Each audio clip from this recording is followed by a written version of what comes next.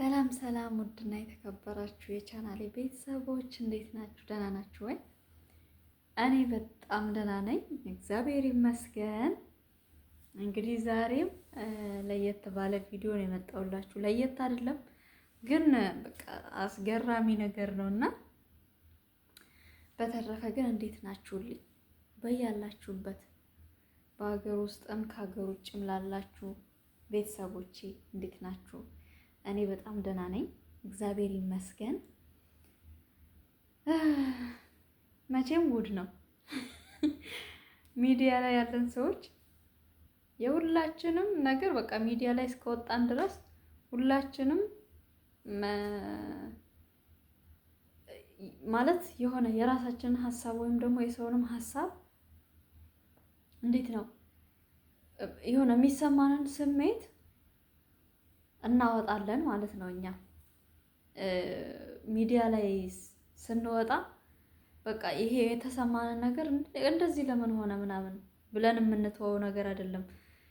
ማለት ሴትም በሴት ወገን የምትነካበት ነገር አላት፣ ወንድም ደግሞ በወንድም ወገን የሚነካበት ነገር አለው እና ምን ልላችሁ ነው እንግዲህ ታውቁታላችሁ።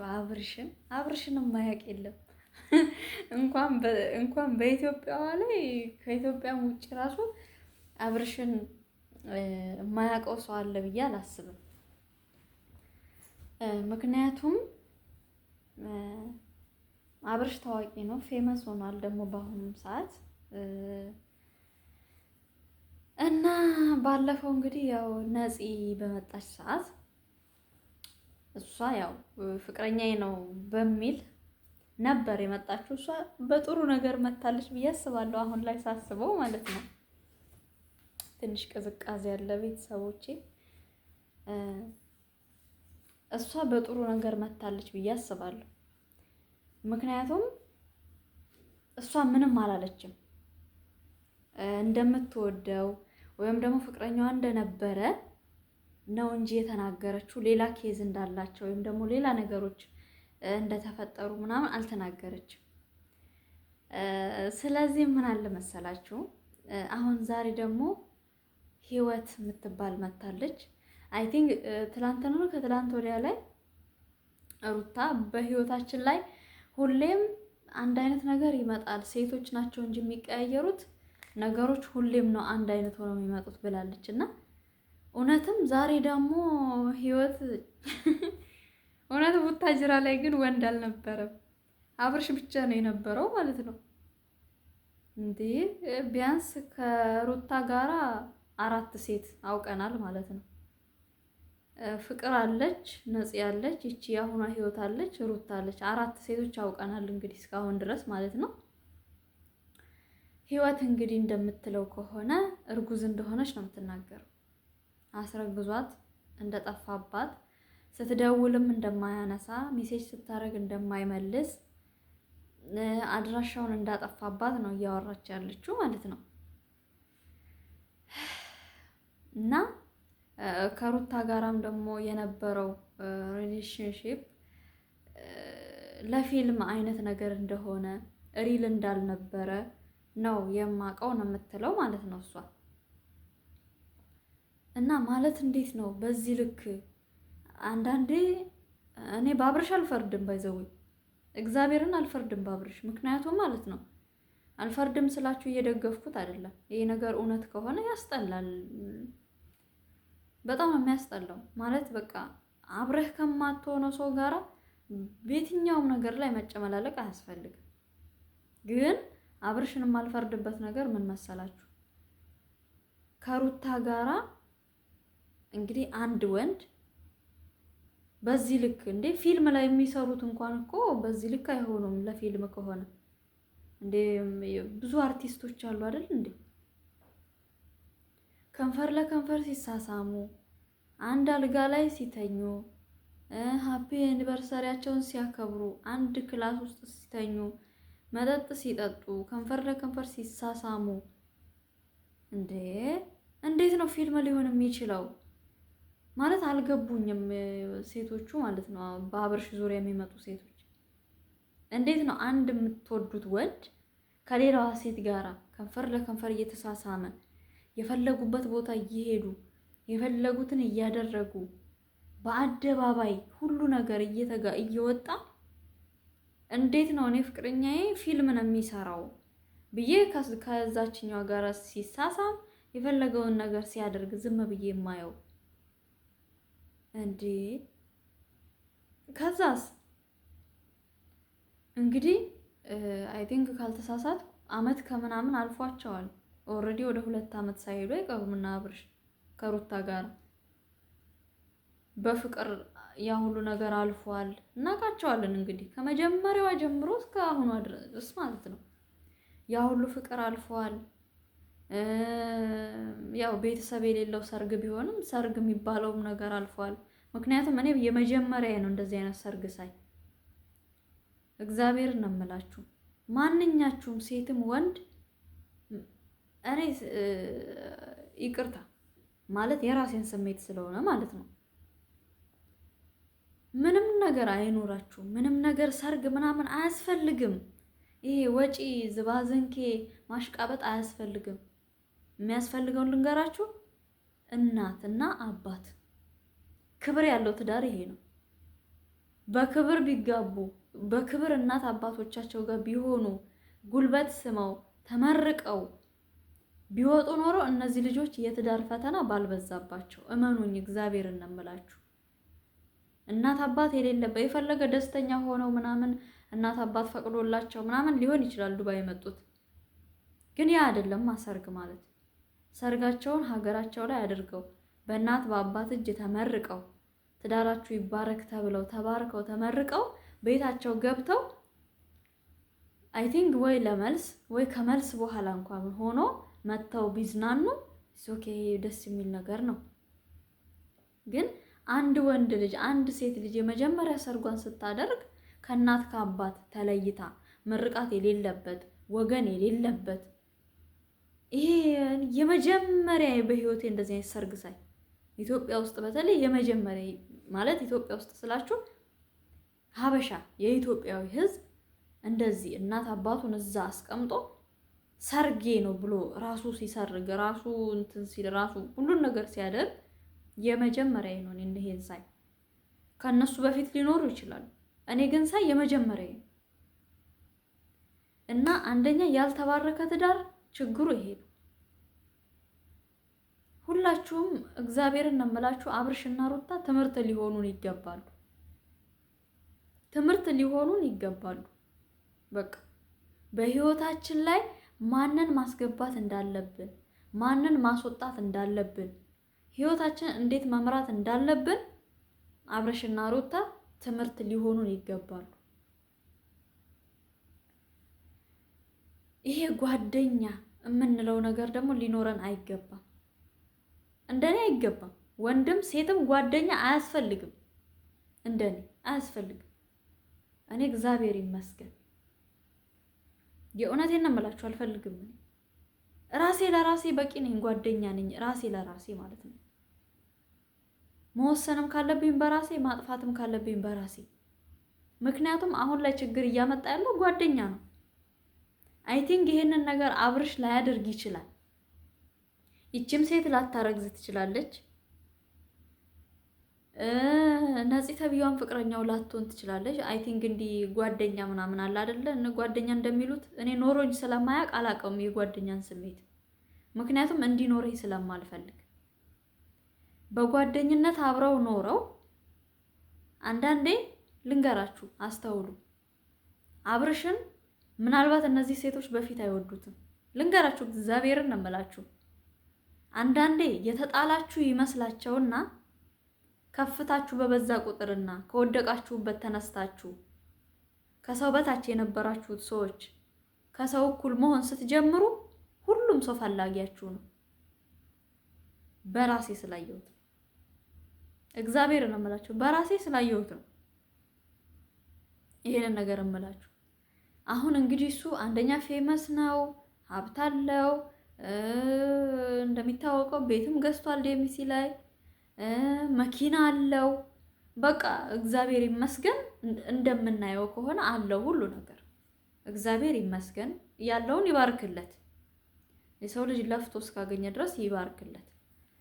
ያንን ነገር ሲያዩ ትላንትና የጠሉት ልጅ ስለነበረ ዛሬ አደገ።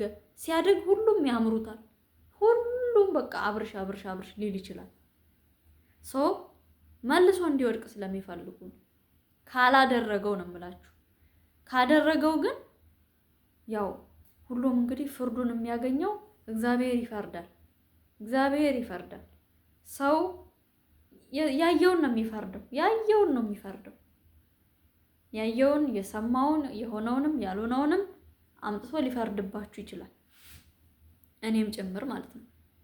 ግን እግዚአብሔር ደግሞ የሚፈርደው ትክክለኛውን ነው። እግዚአብሔር አይሳሳትም። ስለዚህ አብርሻውን ደግሞ ይችኛውን አስረግዟታል። እንግዲህ አለች አስረግዞኝ የጠፋው ነው የምትለው። ለሩታ ግን አንድ መልእክት አለኝ። ሩታ አሁን ላይ ነው ባልሽን መያዝ ያለብሽ። አንቺም አርግዘሻል። አንቺም እንደዚህ በተለይ ደግሞ እኔ ሴት ነኝ፣ ለሴት ነው ማገዝ ያለብኝ። ግን ደግሞ እውነታው የቱ ጋር እንደሆነ አይታወቅም። ምክንያቱም በአብርሽ በኩልም ወንድም አለኝ። ሩታ አሁን ላይ አብርሽን መደገፍ ነው ያለባት። ከአብርሽ ጋር መሆን ነው ያለባት። ይሄ ማለት አንዳንድ ጊዜ ሚዲያ ላይ የምታወጡትና የማታወጡትንም ለዩ። ብር ይቅርባችሁ። ይሄን ስላችሁ ምንድነው? መጣላት ስትፈልጉ፣ ኃላፊ ቃላቶች መናገር ስትፈልጉ በቤት ውስጥ አድርጉ። ለምን ሚዲያ ላይ ይመጣል? አሁን ሩታ እንደ ሴት ስነግርሽ አንደኛ አንቺም ነፍሰ ጡር ነሽ። ግዴታ አሁን ላይ ከባልሽ ጋር ነው መሆን ያለብሽ። እንደ በፊቱ ካናዳ ልትሄጂ ምናምን እንደነበረው ጊዜ ላይ አይደለሽም። ልጅ በሆድሽ ውስጥ ነው ያለው የአብርሽ ልጅ። ስለዚህ ግዴታ ማን ያስፈልግሻል? አብርሽ ያስፈልግሻል። አንቺ እንኳን አብርሽን ባትፈልጊው ልጅሽ ነገ አብርሽን ይፈልገዋል። ለልጅሽ ነፃነት፣ ለልጅሽ ሁሉ ነገር ስትይ ከአብርሽ ጋር መሆን አለብሽ። እናት ደግሞ ለልጇ ብዙ ነገር ትሆናለች። ስለዚህ አንቺም ለልጅሽ መስዋዕት መክፈል ይኖርብሻል። ወተሽ ሚዲያ ላይ ሁሌ አብርሽን በተቆጣሹ ሰዓት፣ በጥፊ ባልሹ ሰዓት፣ ተናደሽ ኃይለኛ ቃል በተናገርሹ ቁጥር ይሄው እየመጡ ነው። እንግዲህ እነዚህን ነገሮች እያየሽ አንቺ አስተውለሽ የሚመጡትን ነገሮች ሁሉ አብረሽ ሆነሽ ነው መጋፈጥ ያለብሽ። ምክንያቱም አንቺ ክፍተት እየፈጠርሽ ነው፣ በር እየከፈትሽላቸው ነው ለብዙዎቹ። አሁን እንግዲህ ካንቺ ሌላ 3 ሴቶች ይታወቃሉ፣ ግን 2ቱ ትተውታል። አሁን ደግሞ ይችኛዋ የመጣችው አርግዣለሁ እያለች ነው። አንቺም አርግዘሽ አብርሽን ትተሹ ወተሻል። ይሄ ሊሆን አይገባም። ሩታ ወደ ቤትሽ ተመልሰሽ ቤትሽን አሙቀሽ ባልሽን መንከባከብ አለብሽ። የሰው ልጅ ሆኖ የማይቀየር የለም። እሱም እያጠፋ ነው፣ ጥፋት አለበት። በእርግጥ አንቺም እንደምትዩ ከሆነ ጥፋቱን ደግሞ አንቺ አብረሹ ሆነሽ እየመከርሹ መመለስ አለብሽ። እንደምናውቃችሁ እንግዲህ ኦርቶዶክስ ናችሁ መሰለኝ፣ ማህተብ አለ አንገታችሁ ላይ። ስለዚህ ጸበል መውሰድ ማለት በቃ ጸበል እንዲሄድ ማድረግ፣ እምነቱ ላይ ጠንካራ እንዲሆን ማድረግ። ይሄ ነገሮች ካንቺ ይጠበቃሉ። ሴት ልጅ ብልሃተኛ ናት ይባላል። በእርግጥ ሁሉም ሰው በአንቺ ጫማ ውስጥ ሲሆን ነው አንቺን የሚረዳሽ። ግን እኛ የመሰለንን ነው የምንናገረው። እምነት ቦታ ሙሰጁ። ልጁ ሙሉ ለሙሉ ጤነኛ ነው፣ ሙሉ ለሙሉ የሚያደርገው እንደዚህ ፈልጎት ነው፣ ሙሉ ለሙሉ ወዶ ነው አይባልም። አንዳንድ ጊዜ ወደን የማናደርጋቸው ነገሮች ወደን እየመሰሉን ወይም ደግሞ ወደን እያስመሰሉ አይምሯችን ውስጥ የሚመላለሱ ብዙ ነገሮች አሉ። ወዶ ላይሆን ይችላል። ይሄ ልጅ ችግር ኖሮበት ሊሆን ይችላል። እሱ ራሱ ችግሩን ላያውቀው ይችላል። ስለዚህ አንቺ ገብተሽ ሁሉንም ነገር ማድረግ አለብሽ እና በተለይ እንግዲህ የህይወት ነገር ከባድ ነው። ፓርት 2 በጉጉት ነው የሚጠበቀው ሁላ። ግን እግዚአብሔርን አንዳንድ ጊዜ አርጎትም ከሆነ እንግዲህ ቅጣቱን ይቀበላል። ምክንያቱም እኔም ሴት ነኝ፣ እኔ በሆነስ በዛች ልጅ ቦታ ብዬ አስባለሁ። ግን ደግሞ ካላደረገውና በሱ ላይ እያንዳንዳቸው እየተፈራረቁ በቀል ከሆነ እያደረጉ ያሉት የምር አብርሽ ያሳዝናል። እግዚአብሔርን ነው የምላችሁ፣ ያሳዝናል። እንደምናውቀው ብዙ ሰው ሲረዳ ነው የምናውቀው። ብዙ ሰው በሱ እጅ አድገዋል። በችግሩ ጊዜ የቆመለት ባይኖርም ግን ብዙ ሰው በሱ ያደገ ሰው አይተናል። እና አድርጎት ካልሆነና ሊበቀሉት ከሆነ ይሄንን ሁሉ ነገር የሚያደርጉት በጣም ነው የሚያሳዝነው። ምክንያቱም ሚስቱም እየተረዳችሁ ስላልሆነ አብርሽን እየተረዳችሁ አይደለም። አሁን ላይ እንደውም ትንሽ እየተረዳው ያለው ኤፍሬም ይመስለኛል። ኤፍሬም ትንሽ ከጎኑ ነው ያለው እና ብቻ አብርሽ አርገኸውም ከሆነ የእውነት ከባድ ነው። ይሄ ሁሉ ነገሮች አይገቡም ለሴቶች። ሴት ብዙ ነገር ናት። ካላደረግከውም ደግሞ ሊበቀሉ ከሆነ እንደዚህ የሚያደርጉት እግዚአብሔር ትክክለኛውን ነገር ይፍረድልክ ላንተ ማለት በዚህም በዛም መሰቃየት ስለሌለብህ ማለት ነው። ሩታዬ ደግሞ ገብተሽ ቤትሽን አሞቂ። ያያሽው ልጅ ነው። ብዙ ነገር ሊያስፈልግሽ ይችላል። የሚያስፈልግሽ ደግሞ ያስረገዘሽ ሰው ነው። እሱ አብርሽ ነው። ስለዚህ ከአብርሽ ጋር መሆኑ ነው ለአንቺም ለልጅሽም ለቤተሰብሽም የሚጠቅመው። ነገ ላይ ሊገባሽ ይችላል። ዛሬ ንዴትሽ ምናምን አይደለም፣ ነገ ይጸጽትሻል። አግብታ ፈታች፣ ወልዳ መጣች። ይሄ ራሱ በጣም አይምሮ የሚነካ ነገሮች ናቸው።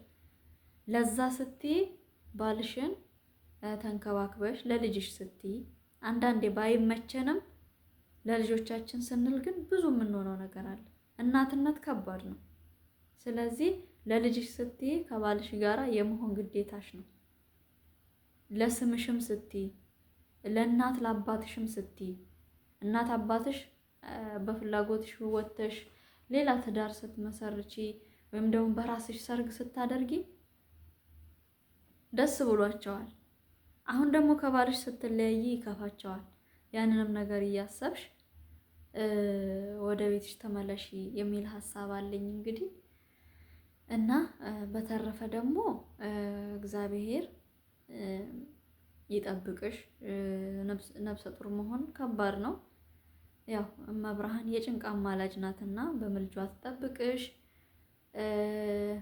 የሆድሽን በጀርባሽ ታድርግልሽ እና ባህሪሽን አሻሽለሽ አብርሽን ተረድተሽው አብራችሁ ችግራችሁን ፍቱ ላለውኝ ማለት ነው። በጣም ነው የምወዳችሁ የማከብራችሁ ውድና የተከበራችሁ የመቅዲ ቻናል ቤተሰቦች፣ ላይክ፣ ሼር፣ ሰብስክራይብ እያደረጋችሁ አበረታቱኝ። ኧረ ተው አበረታቱኝ እና አሳድጉኝ። ብዙ ይቀረኛል ከእናንተ በጣም ብዙ ነገር እፈልጋለሁ እና አበርቱኝ እላችኋለሁ ቤተሰቦቼ። ሀሳብ አስተያየት ደግሞ ካላችሁ ኮሜንት ሴክሽን ላይ አስቀምጡልኝ። በጣም ነው የምወዳችሁ የማከብራችሁ። በቀጣይ ቪዲዮ እስከምመጣ ድረስ መልካም ጊዜ ይሆንላችሁ። ሀገራችን ኢትዮጵያን እግዚአብሔር ይጠብቅልን።